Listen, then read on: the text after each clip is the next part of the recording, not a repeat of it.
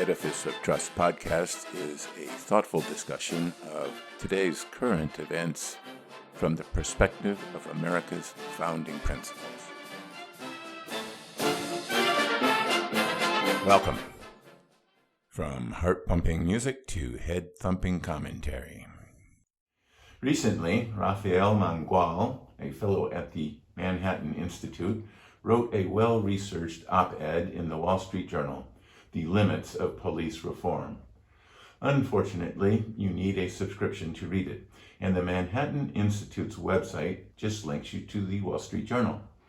In the op-ed, Mr. Mangual pointed out that over the last 50 years in New York City, police shootings and people killed by police have declined from 810 shootings with 93 fatalities to 72 shootings and 9 killed. That is more than a 90% reduction in police violence. Mr. Mangual also noted that out of 10 million arrests nationally, there were only 3,046 shooting incidents, resulting in 992 deaths. That's 0.03% and 0.01% respectively. Clearly, there have been substantial reforms to the police over the last 50 years, resulting in much greater restraint on behalf of police. Mr. Mangual goes on to say that many of the proposed reforms being demanded by protesters will provide only incremental improvements and not transformational change. For example, a study published in the Yale Law Journal shows that qualified immunity was rarely used as a defense, only 3.9% of the cases where it could have been applied, such that eliminating it, as is being demanded by many protesters, would have a minimal impact on police bad conduct. But like many well-intentioned but poorly considered policies, the elimination of qualified immunity would have the consequence of reduced community interaction by police and an increase in crime and violence. The Task Force on 21st Century Policing, created by President Obama, came up with 59 recommendations to improve policing and police relations. The Stockton, California Police Department, under Chief Eric Jones, implemented almost all of those recommendations. And while he noted some improvement, he stated, quote, "It's a continual path." But the facts, as cited by Mr. Mangual, don't matter. The past efforts at reform don't matter. The narrative, based primarily on anecdotal evidence, is that racist cops in systemically racist police departments murder unarmed black men with disgusting regularity. We don't know what Derek Chauvin was thinking as he was killing George Floyd. Everyone assumes that it was racist animosity against black people.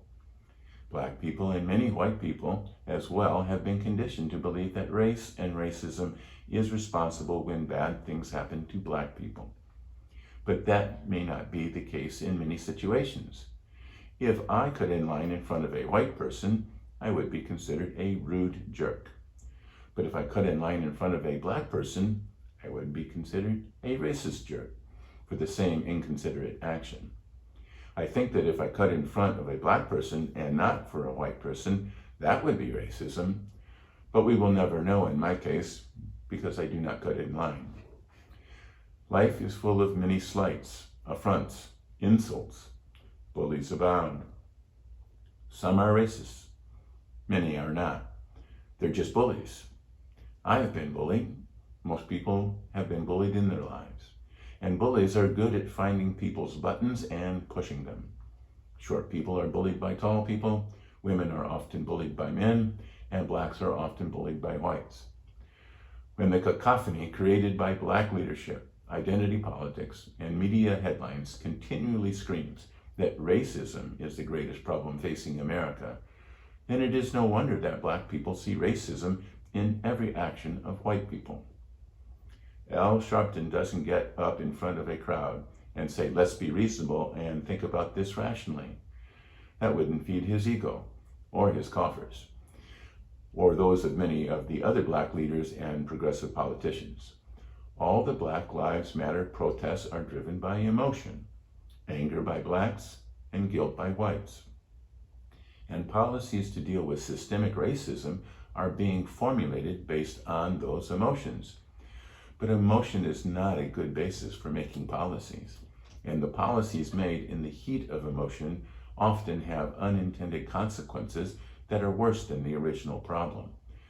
But once passed, these laws and policies are hard to change or reverse. Transformational change is revolutionary, not democratic. Incremental progress is part of the essential nature of democracy, and we have been making incremental progress.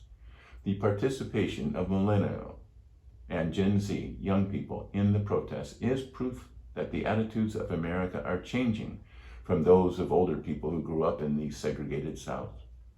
I know that many people are impatient with the slow pace of change, but transformational change based on emotion and not reason could result in the destruction of all that we have been working toward. Ponder that while you listen to a brief message.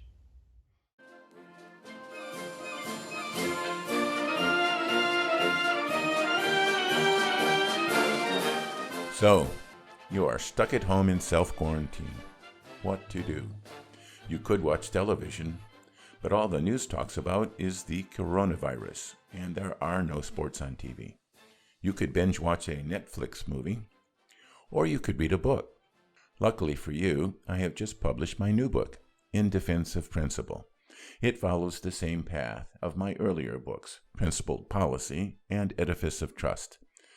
The book reviews what is happening around the globe and reaches the conclusion that the world is a mess.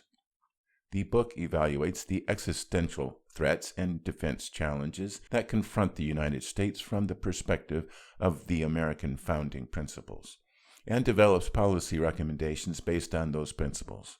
You can find links to Amazon, Barnes & Noble, Apple Books on my website, www.edificeoftrust.com. Thank you.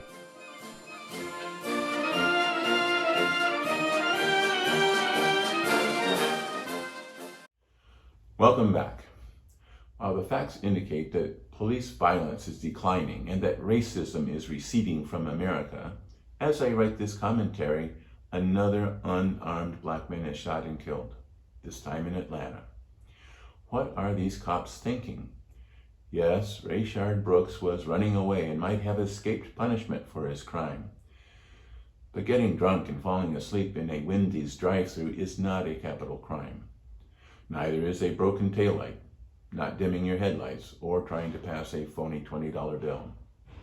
It would be nice if people that were being stopped for petty crimes or for being a public nuisance would say to the police, "Yes, officer, you caught me. I will go with you to the station peacefully."